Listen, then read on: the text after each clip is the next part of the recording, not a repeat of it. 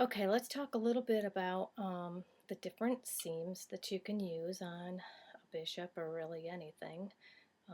But there is the most traditional is to use a French seam, and you're going to stitch a quarter of an inch um, and stitch your wrong sides together is what you're going to do. And then you're going to press it. You're going to open this out after you've stitched it, and you're going to press that seam line over to just one side. Get that pressed real good. So it's going to look like that. And then you're going to fold it back on itself so that you have the finished seam out here on the fold. You're going to press that real good.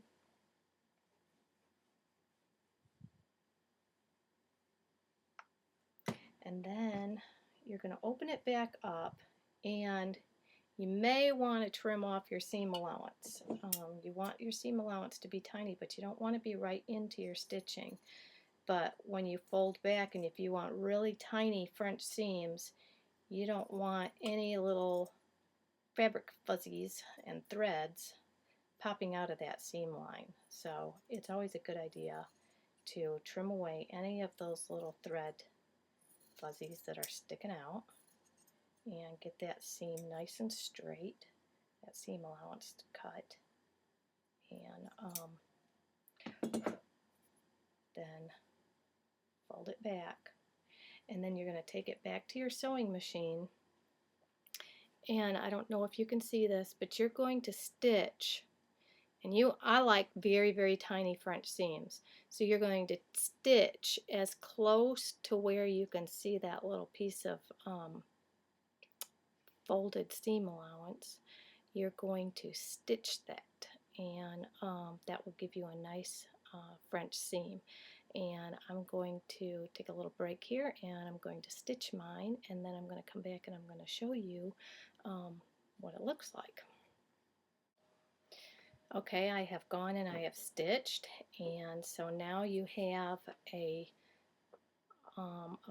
like a fold with a little stitch, and you're going to go back to your ironing board, and you're going to press that seam open. Now pretend we're working with the dress. I'm just working with samples here so that it's a little bit easier to show you.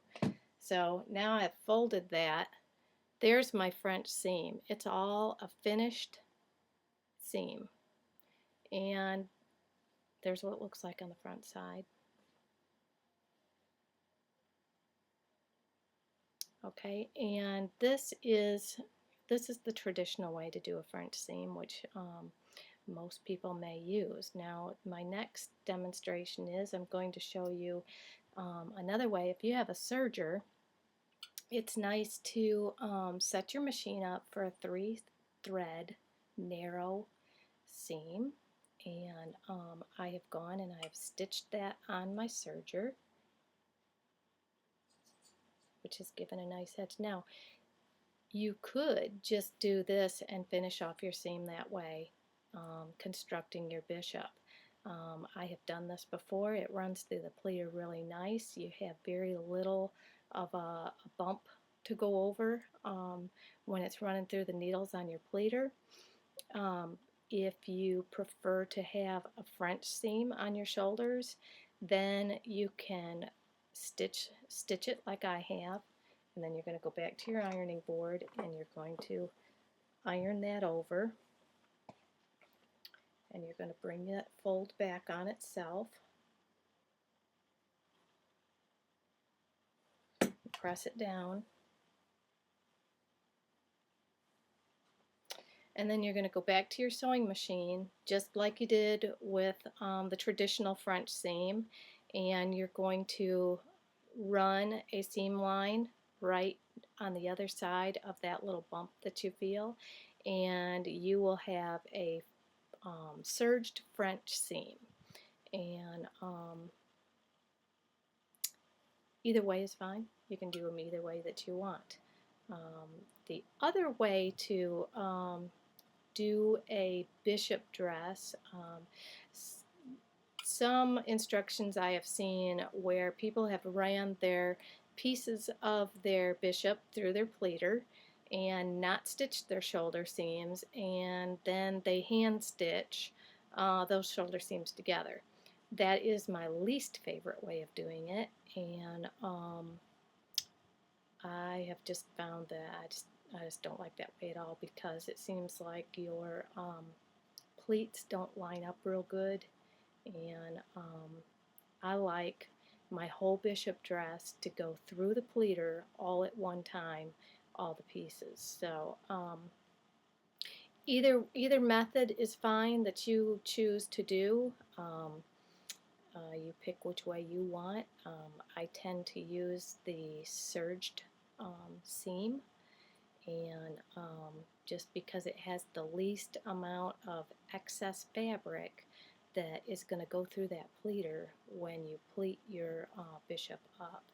And so I prefer to just go with a little very narrow serged seam, and just leave it at that. And then yeah, I think it looks good. So I am going to get ready to sew my bishop pieces together, and I'm going to show you then what it looks like once you have all your pieces, your bishop pieces together. And actually, I think what I'm going to do is, because this lesson has come out to be a little bit longer than what I had anticipated, I'm going to save the next video blog lesson on actually stitching up the seam lines to our bishop, and then we'll move on to pleating it. So that will be on the next video blog, and I hope that you found this video blog to be very beneficial. And as always, if you have any questions, you can email them to me at southernstitches@charter.net, or you can leave a comment on my blog.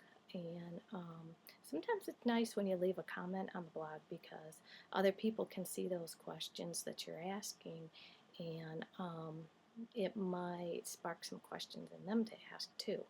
So leave those questions for me, and I'll do my best to answer them.